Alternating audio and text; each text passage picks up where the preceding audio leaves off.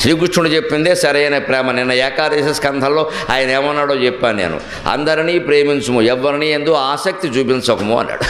అదే నిజమైన ప్రేమ. మన బాధ్యతగా పిల్లల పట్ల కానీ, భార్య పట్ల కానీ, భర్త పట్ల కానీ, యావత్తు సమాజం పట్ల కానీ ఏం చెయ్యాలో అది చెయ్యాలి. మళ్ళీ దాని నుంచి ఏదో ఆశించడం, దాని మీద పెద్ద ఆసక్తి, అనుకున్న ప్రకారం జరగలేదనడం, ఇంత కష్టపడినా సరే నాకేం రాలేదనడం, అది కుదరదండి.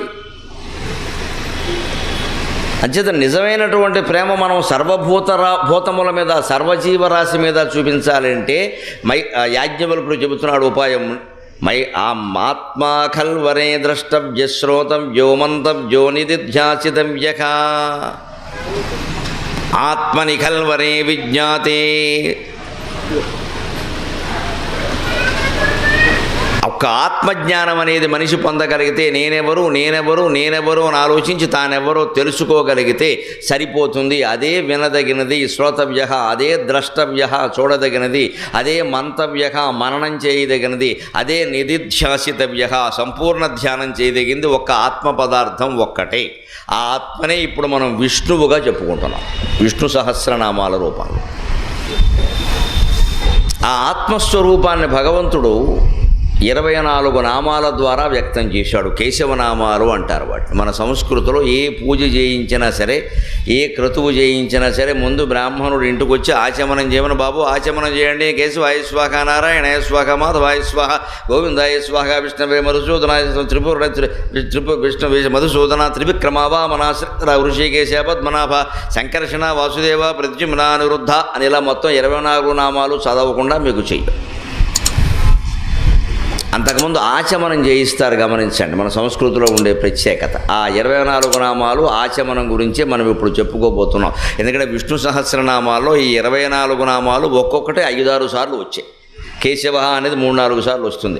మాధవ, గోవింద, విష్ణు, మధుసూదన ఇవన్నీ 5-6 సార్లు వస్తాయి. నేను చెప్పుకున్న శ్లోకంలో కూడా అవి మిగిలాయి. ఈశాన ప్రాణద ప్రాణో జ్యేష్ఠ శ్రేష్ఠ ప్రజాపతి హిరణ్యగర్భో భూగర్భో మాధవో మధుసూదనక. హిరణ్యగర్భ భూగర్భ చెప్పుకున్నాను నిన్న మనం. మాధవక మధుసూదనక ఈ 2 కేశవనామాల్లో ఉన్నాయి. ఇవి మీరు విఘ్నేశ్వర పూజ చేయండి, సరస్వతి పూజ చేయండి, యజ్ఞం చేయండి, పెళ్లికి కూర్చోండి, ఉపనయనానికి కూర్చోండి, దేనికి కూర్చోండి, చివరికి శుభకార్యాలు కాదమ్మా అశుభకార్యాలకు కూడా ఇవి చేయిస్తారు. ఆచమనం చేయిస్తారు, కేశవాయ స్వహ అనమంటారు. ఆబ్దికం పెట్టినా అంతే, సంవత్సరకం పెట్టినా అంతే. శుభాశుభాలకు తేడా ఏం లేదు, అన్నిటికీ భగవంతుడిని స్మరించి చేయాల్సింది. ఆ ఆచమనంలో గొప్పతనం చూడండి. మీరు ఇలా సరిగ్గా 2.5 వేళ్ళు మూశారు, 2.5 వేళ్ళు తెరిచారు. సరిగ్గా ఆచమనం అంటే ఇది. ఇందులో ఊరిగా ఉద్ధరణతో ఉద్ధరణ నీళ్లు పోసి ఇలా ఆచమనం చేయమంటారు. ఈ విచక్షణాత్మక సంస్కృతే ఆచమనం. ఎంత గొప్పగా ఉందండి ఈ ఒక్క మాట ఇప్పుడు. అందుకోసం మన జీవితాలకు నేర్చుకోవాలి. ఆచమనం చేస్తూ మనం ఏమంటామండి? కేశవాయ స్వాహ, నారాయణాయ స్వాహ, మాధవాయ స్వాహ, గోవిందాయ స్వాహ, విష్ణవే స్వాహ, మధుసూదనాయ స్వాహ ఇలా మొత్తం 24 నామాలు చెబుతాయన్నమాట. ఈ 24 నామాలు కూడా వరుసగా మీకు హిందూ విష్ణు సహస్రంలో ఒక్కొక్కటి 5-6 సార్లు వస్తాయి. యోగో యోగ విదాం నేత ప్రధాన పురుషేశ్వర నారసింహ వపు శ్రీమాన్ కేశవ పురుషోత్తమ. ఇక్కడ కేశవ వచ్చింది. కాలనేమినిగా వీర కేశవ కేశిహాహరి అక్కడ కేశవ వచ్చింది మళ్ళీ. అలాగే ఇప్పుడు ఇందాక చెప్పుకున్న శ్లోకంలో ఈశాన ప్రాణద ప్రాణో జ్యేష్ఠ శ్రేష్ఠ ప్రజాపతి హిరణ్యగర్భో భూగర్భో మాధవో మధుసూదనక. మాధవక వచ్చింది, మధుసూదనక వచ్చింది. ఇలా మొత్తం విష్ణు సహస్రంలో కేశవనామాలు 24, ఒక్కొక్కటి 3 సార్లు, 4 సార్లు, 5-6 సార్లు కూడా పునరావృత్తి అయిన ఉన్నాయి. వీటిని ఎందుకు వ్యాస మహర్షి పనిగట్టుకుని భీష్ముడు నోట పునరావృత్తి పరంగా చెప్పించాడు, భీష్ముడు చెప్పాడు, కృష్ణుడు విన్నాడు అంటే ఆ నామాల యొక్క చరిత్ర, వాటి అంతరార్థం మనకు అర్థమైతే విష్ణు సహస్ర సారాంశం మొత్తం మన జీవితంలో మనం అన్వయం చేసుకున్నట్టే. అంత గొప్పవి. అందుకే మనకి ప్రతి పూజలో, ప్రతి క్రియలో, ప్రతి క్రతువులో వాటిని చదివి తీరతారు బ్రాహ్మణులు. అవి చదవకుండా కేశవనామాలు చెప్పకుండా ఏం చెప్పరు. బ్రాహ్మణుల్లో ఒక మామూలు మాట ఏమిటంటే, మామూలుగా చూడండి ఐఐటి చదివిన వాడికి ఐఐటి ఏంటంటే ఏబిసిడీలు రావంటారు కదా కోపం వస్తే. లెక్కల్లో గొప్పవాడు ఉంటే వాడికి 1, 2, 1, 2, 3 అంకెలు చేత కాబట్టి వాడు లెక్కల మాస్టర్ అంటారు కదా. అలాగే పురోహితుల్లో ఏమైనా అక్షరాలు రానివాడు ఎవడన్నా ఉండి ఆక్షేపించాలంటే కేశవనామాలు రావండి వాడు పురోహితుడేంటారు. అంటే కేశవనామాలు అంత ప్రాథమిక విషయం. జీవితానికి అది ప్రాథమికమే కాదు, ప్రాధాన్యం కలిగిన విషయం. ఎందుకంటే అవి జంట జంట నామాలు, 24 కలిపి 12 జంట. పైగా 24 ఎలా ఏర్పడ్డాయి? మామూలుగా ఏర్పడ్డా. శ్రీ మహావిష్ణువు యొక్క విగ్రహాన్ని మీరు పరిశీలించండి. చతుర్భుజుడై ఉంటాడు ఆయన. శాంతాకారం భుజగశయనం పద్మనాభం సురేశం అన్న దాంట్లో చతుర్భుజమూర్తి ఆయన. 4 భుజాలు ఉంటాయి కదా. శంఖ చక్ర గదా పద్మాలు ఉంటాయి. వనమాలి గదీశాంగి శంఖీ చక్రీ చ నందకి శ్రీమాన్ నారాయణో విష్ణుర్వాసుదేవోభిరక్షతు. ఈ చేతిలో శంఖం ఉంటుంది, ఈ చేతిలో చక్రం ఉంటుంది, కుడి చేతిలో పైన, ఈ చేతిలో శంఖం ఉంటుంది, ఈ కుడి చేతిలో కింద గద ఉంటుంది, ఈ ఎడమ చేతిలో పద్మం ఉంటుంది. ఇది శ్రీ మహావిష్ణువు యొక్క రూపం, శంఖ చక్ర గదా పద్మ. ఇక శారంగం అనే ధనుస్సు, నందకం అనే ఖడ్గం అప్పుడప్పుడు వస్తాయి, ఆయన తలుచుకున్నప్పుడు వస్తాయి, అస్తమాను పట్టుకుని కూర్చోడు. కానీ మహావిష్ణువు అనగానే ఈ 4 మాత్రం ఉంటాయి. శంఖ చక్ర గదా పద్మాలు అంటారు. అదొక సమాసంలో చేర్చి బహుపద ద్వంద్వ సమాసం. వీటిని సరిగ్గా ఇక్కడ చక్రం ఉంది కదండి, చక్రం కుడి చేతిలోంచి వెయ్యాలి కదా, మరి ఎడం చేత్తో వేయకూడదు కదా. ఎడం చేత్తో ఎలా వేస్తారు? కుడి చేత్తో వేస్తారు. ఈ ఎడం చేతిలో శంఖం ఉంటుంది. వాటిని అటు ఇటు మార్చాలి. దాన్ని లెక్కల్లో పెర్ముటేషన్స్ అండ్ కాంబినేషన్స్ అంట. సరిగ్గా లెక్కల ప్రకారం, సిద్ధాంతం ప్రకారం మార్చడం అంటే ఏమిటి? ఈ చక్రాన్ని ఈ చేతిలో పెట్టాం, ఎడం చేతిలో, ఈ శంఖాన్ని ఇక్కడ పెట్టాం, అదొక మార్పే కదా. మళ్ళీ ఇంకో పొజిషన్, ఈ శంఖాన్ని కింద పెట్టు, ఈ పద్మాన్ని పైన పెట్టు, ఇంకో స్థితి ఈ గదన పైన పెట్టు, చక్రాన్ని కింద పెట్టు, ఇంకో స్థితి ఈ గదన పైకి గెంటు, శంఖాన్ని ఇక్కడ తీసుకుని, ఇలా మొత్తం ఎన్ని మార్చగలరో మీరు లెక్కలేయండి. లెక్కల్లో చాలా స్పష్టంగా చెబుతారు. 4 వస్తువులు ఉన్న చోట 4 పొజిషన్స్లో అటు ఇటు మారిస్తే సరిగ్గా సిద్ధాంతం ప్రకారం 24 స్థితులు ఏర్పడతాయి. శ్రీ మహావిష్ణువుని శంఖచక్ర గదా పద్మాలు అటు ఇటు చేసి రకరకాలుగా మార్చి మనం బొమ్మలు వేస్తే 24 బొమ్మలు మాత్రమే వేయగలరు. 23 వేసారు అంటే ఇంకా ఒకటేదో ఆయనకు అర్థం కాలేదన్నమాట. 25 వేసాడు అంటే ఒకటేదో పునరావృత్తి అయినట్టే లెక్క. ఆ సిద్ధాంతం ప్రకారం, ఆ లెక్క ప్రకారం మహావిష్ణువు యొక్క ఆయుధాలు, ఆభరణాలు ఎటు మారినా సరే 24 స్థితులు ఏర్పడతాయి. ఎందుకయ్యా 24 2 జంటలు, ద్వాదశ. అది ఎందుకయ్యా? శ్రీ మహావిష్ణువు అంటే ఎవరు? ద్వాదశ ఆదిత్యులలో ఒకడు. రుద్రుడు అంటే ఎవరు? ఏకాదశ రుద్రులలో ఒకడు. 11 మంది రుద్రులలో రుద్రుడు ఒకడు, ఆయన భార్య పార్వతీదేవి. 12 మంది ఆదిత్యులలో విష్ణువు ఒకడు, ఆయన భార్య లక్ష్మీదేవి ఒకడు. పైగా ఈ ద్వాదశాదిత్యులు ఆయన రెండో వాడు. మొదటివాడు ఇంద్రుడు, అదితి సంతానం వీళ్ళంతా. ఆ మొదటివాడు ఇంద్రుడు, రెండో వాడు ఉపేంద్రుడు. అందుకే విష్ణుమూర్తిని ఉపేంద్రుడు అంట. ఇంద్రుడు అనరు, ఇంద్రుడు అంటే ఆయన, ఉపేంద్రుడు అంటే ఆయన. ఇంద్రుడే పెద్దవాడు, విష్ణువే చిన్నవాడు పురాణాల ప్రకారం. వేదంలో ఇంద్రస్థుతులే ఎక్కువ, విష్ణుస్థుతులు చాలా తక్కువ. ఇంద్రస్థుతి, సూర్యస్థుతి, వాయుస్థుతి, అగ్నిస్థుతి ఇవన్నీ వేదంలో చాలా కనపడతాయి. వేదకాలం దాటి పురాణ కాలం వచ్చేసరికి శివకేశవుల యొక్క ప్రాధాన్యం పెరిగింది. ఈవేళ కలియుగంలో మొత్తం వెంకటేశ్వర స్వామి, ఇంకెవరు లేడు, అసలు లేనట్టే ఉంది పరిస్థితి. ఇంకా ఆయనకు పోటీ ఎవరైనా ఉంటే ఈ మధ్య షిరిడి సాయిబాబా గారు తయారయ్యారు. మరి తేడా మారుతుందో లేదా? మీరు ధర్మాన్ని గమనించండి. ఒకే చోట ఒకే రకమైన రూపాలు ఎప్పుడు ఉండవండి. వేదకాలంలో సూర్యుడు, అగ్ని, ఇంద్రుడు, వాయువు ఆ స్థుతులే. శివకేశవుల స్థుతులు వేదాల్లో చాలా తక్కువ. అగ్ని సూక్తాలు, ఇంద్ర సూక్తాలు ఇవే ఎక్కువ. పురాణ కాలం వచ్చేసరికి శివకేశవులు చాలా పెద్దవాళ్ళు అయ్యారు. పురాణాల్లో ఎక్కడ చూసినా సరే శివుడు కొలువుదీరి ఉన్నాడు, బ్రహ్మోపేంద్రాది దేవతలందరూ ఆయనకి పాదాభివందనం చేశారంటాడు. నువ్వు విష్ణు పురాణం కానీ ఏదైనా చూసావు అంటే అందులో విష్ణువు కొలువుదీరి ఉన్నాడు, మొత్తం శివుడితో సహా దేవతలందరూ ఆయన కాళ్ళ మీద పడ్డారంటారు. పనేమి లేదా, ఇంతకీ ఎవడు కూర్చుంటాడు, ఎవడు పడతాడు, అంతా ఒకటే అని చెప్పడం. ఆయన కూర్చుంటే ఈయన పడతాడు, ఈయన కూర్చుంటే ఆయన పడతాడు. అదంతా మన యూనివర్సిటీల్లో హెడ్ ఆఫ్ ది డిపార్ట్మెంట్ అని ఉంటుంది. Telugu head of the department 5 ఏళ్ళకి ఒకసారి మార్చేస్తూ ఉంటారు. అలాగా ఒకసారి మళ్ళీ కిందకు వచ్చినవాడు పైకి వస్తాడు, పైవాడు కిందకు వస్తాడు. ఇదంతా ఎందుకోసం అంటే నిన్న మనం చెప్పుకున్నట్టు ఆ స్థితిని బట్టి నీ స్థితి ఆధారపడలేదు. దేవుడు పైవాడిని కిందికి దించుతాడు, కిందవాడిని పైకెత్తుతాడు. పెద్ద మాట్లాడక ఆ విషయం. అంచేత ఆ ద్వాదశాదిత్యుల్లో రెండో వాడు విష్ణువు, ఆయన పేరు ఉపేంద్రుడు. ద్వాదశ సంఖ్యకి లెక్క ఏమిటి అంటే సరిగ్గా మనకి ఇక్కడ ఎడానాడి ఉంటుంది, కుడివైపు ఉండేదాన్ని ఎడానాడి అంటారు. ఇక్కడ పింగళానాడి ఉంటుంది. ఇలా ఉచ్ఛ్వాస నిశ్వాస, ఉచ్ఛ్వాస నిశ్వాస ఇలా లెక్కగా పెడతాయి కదా. సరిగ్గా ప్రతి గంటకి ఓసారి ఎడ ఇటు పెడుతుంది, పెంగళ ఇటు వస్తుంది. లెక్క తారుమార్ తక్కరుమార్ అవుతూ ఉంటాయి. సరిగ్గా 2 గంటలకు వస్తారు. అంచేత 12 రెళ్ళు 24. ఈ 2 నాడులు మధ్యలో ఉండేది సుషుమ్నా నాడు. అది మూలాధారం నుంచి ఆజ్ఞాచక్రం వరకు ఉంటుంది. చాలా సన్నగా ఉంటుంది. వెంట్రుకలో 1000 వంతు ఉంటుంది. అయినా అది గొట్టం, అందులోంచి వాయువు పెడుతుంది. వాయువు అంత గొప్పది. అందుకే వాయువే కాదు, ఇంకొక మాట పెద్దల కోసం చెబుతున్నా, బ్రహ్మచర్యం ఎంత గొప్పదో చెప్పడానికి. పురుషుని రేతస్సు కూడా సుషుమ్నా నాడు గుండా వెళ్ళగలదు, అంత గొప్పది. ఎక్కడ పడితే అక్కడ వేషాలు వ్యవహారాలు వేయకూడదు. ఇంద్రియం అంత గొప్పది.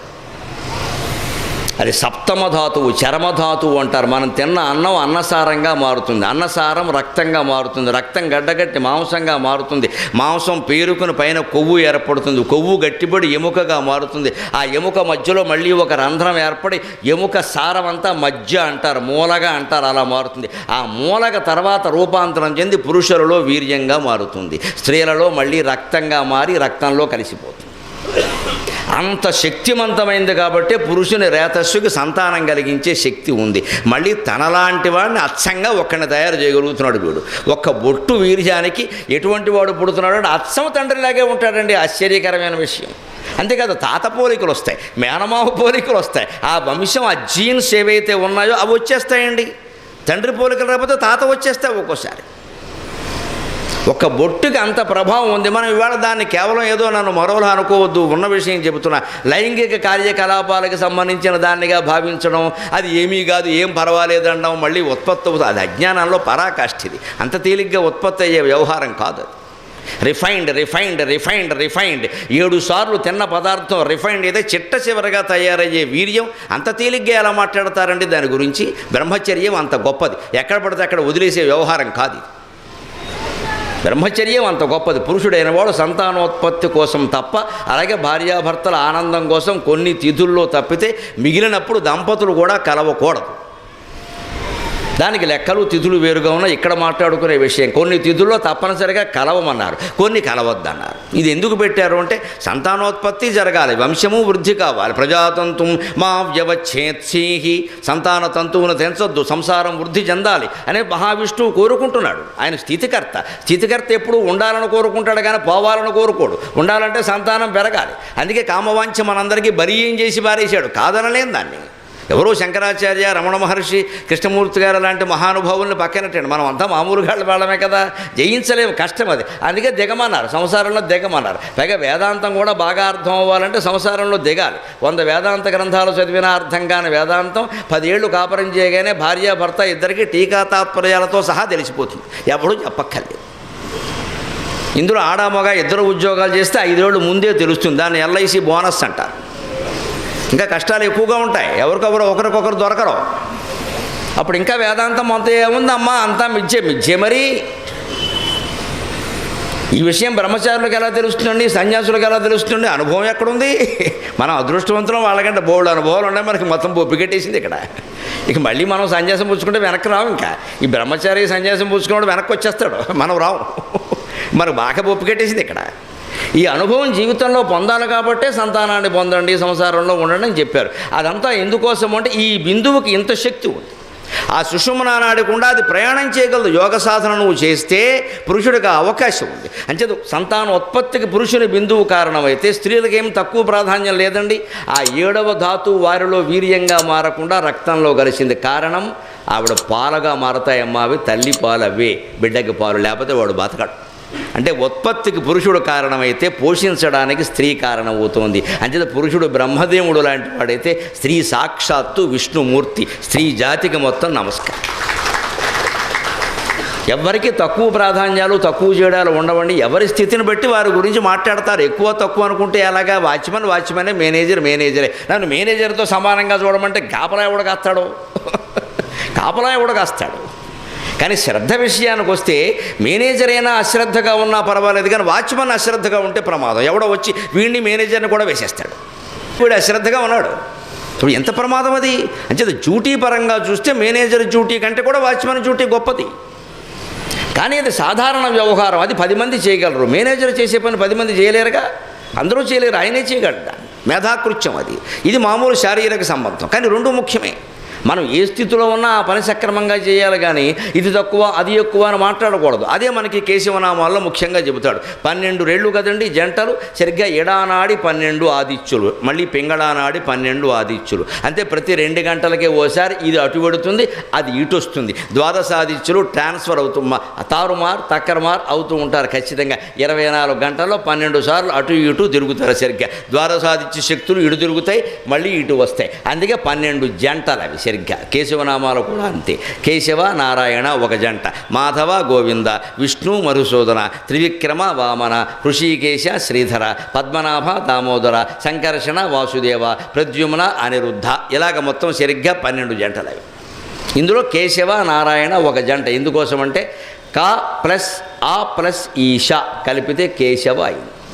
అందులో 3 ఉన్నారు త్రిమూర్తులు. కకారం అంటే ఏకాక్షర నిఘంటువు ప్రకారం బ్రహ్మ, దానికి మళ్ళీ అకారం కలిసింది, కా దీర్ఘమైంది సంధి జరిగి, ఆ అకారానికి విష్ణువు అని అర్థం. ఈశ అంటే ఎలాగూ శివుడు అని అర్థం. అంచేత కేశవ అన్న ఒక్క నామాలన త్రిమూర్తులు 3 స్మరించినటువంటి శక్తి వచ్చేసింది. అంటే సృష్టి స్థితి లయం 3 వచ్చేసి. తర్వాత నారాయణ ప్రత్యేకంగా. ఇందులో కకారం బ్రహ్మ ఈశ్వరుడు అనుకున్న నారాయణ నామం ప్రత్యేకంగా. ఒకవేళ అకారం ఎందుకు అనుకోవాలండి అని కొంతమంది వ్యాకరణవేత్తలు అంటారు. ఎందుకంటే కా ప్లస్ ఈశ కలిపితే నారాయణ పక్కన ఉంది కదా, నారాయణ ఎలాగో విష్ణువే కదా, 3 కలిపితే త్రిమూర్తులు అయిపోయారు. అంటే కేశవ నారాయణ అనే 2 నామాలు చదివితే త్రిమూర్తులు 3 మనం స్మరించినట్టే, సృష్టి స్థితి లయాలను ఒక్కసారి గుర్తు చేసుకున్నట్టే. ఆ తర్వాత మాధవాయ నమః, గోవిందాయ నమః, ఆ 2 నామాలు గమనించండి. అర్థం ఊరికే చదువుకుంటూ పోవడం కాదు. మనకు పురోహితుడు ఏదో బాబు కాసేపు ముక్కట్టుకోండమ్మా కేశవనారాయణ మాధవ గోవింద అంటే ఎవడు ముక్కట్టుకోవాలో కూడా తెలియదు. ఒకడు బెళ్ళా ముక్కట్టుకుంటాడు, కోపం అండి. వీళ్ళిద్దరూ కలిసి పురోహితుడు ముక్కట్టుకుంటారు, ఎవడికి ఊపిరాడదు. ఇక ఆయన చదివేది కూడా ఇంకా తాజ్మహల్ ఎక్స్ప్రెస్ అదేమిటి రాజధాని ఎక్స్ప్రెస్ సరిపో ఆ స్పీడ్లో చదువుతాడే. కేశవనారాయణ మాధవ గోవింద అయిపోయింది అంతే లెక్క. మొత్తం ఎగిరిపోయింది. మొత్తం ధాన్యం ఎగరపోసినట్టే. కుప్పను కూర్చున్నప్పుడు ఎగరపోతాడు చూడండి, మొత్తం పళ్ళు పోటాయి, చాట విసిరేస్తాడు వాడు. కూర్చున్న యజమాని మీద చాట విసిరేస్తాడు, ఎందుకంటే వాడు కూర్చోవడం వీడికి ఇష్టం లేదు. ఇలా మొత్తం తుంపర్ల కింద రాల్చుకుంటూ పోబట్టి మనకు అర్థం. లేకపోతే మాధవ గోవింద ఈ 2 నామాల అర్థం మనకు తెలిస్తే జీవితంలో ఏ స్థితిలో మనం ఇబ్బంది పడం. మాధవ అంటే లక్ష్మీపతి, కోటీశ్వరుడు, లక్ష్మీదేవికి స్వయంగా పతి. అంటే అంత సంపన్నుడు ఇంకెవరూ లేరు, అంత సంపన్నుడు ఇంకెవరూ లేరు. వామన చరిత్రలో పోతన గారు చెబుతాడే, ఆ బలిచక్రవర్తి దగ్గర ఈయన చేయి చేపాడు కదా వామనుడు. అప్పుడు శుక్రాచార్యుడు వచ్చి ఆయన విష్ణువయ్యా, ఆయన మాయగాడయ్యా, నైకమాయో మహాశనహ అన్నారు కదా. నైగాది కృత్యుగావర్తో నైకమాయో మహాశనహ అని అనేక మాయలు చేస్తాడయ్యా విష్ణువు. ఇలా మాయ కోసం వచ్చాడయ్యా, నీ రాజ్యం అంతా పట్టుకుపోతాడయ్యా, రాక్షస రాజ్యానికి కులగురువుని నేను చెబుతున్నాను, కావలసిన వాడిని దానం ఇవ్వద్దంటే బలిచక్రవర్తి అంటాడు, విష్ణువా మీరు అసలు ఇస్తున్న దానాన్ని ఆపు చేయడం ఒక తప్పు, అది వదిలేయండి, గురువుగారు మిమ్మల్ని ఏమి అనమే. కానీ ఒకవేళ విష్ణువు అయితే నా అంత అదృష్టవంతుడు ఇంకెవడన్నా ఉన్నాడా? ఆదిన్ శ్రీ సతి కొప్పుపై తనువుపై అంశోత్తరీయంబుపై పాదాబ్జంబులపై కపోల తటిపై పాలిండ్లపై నూత్ర మర్యాదంజందుకరంబు క్రిందపుట మీదైనాకరంబుంట మేల్గాదే రాజ్యము గిజ్యమున్ సతతమే కాయంబున అపాయమే. ఇది మహాత్యాగధనుడు బలిచక్రవర్తి మాట్లాడిన మాట.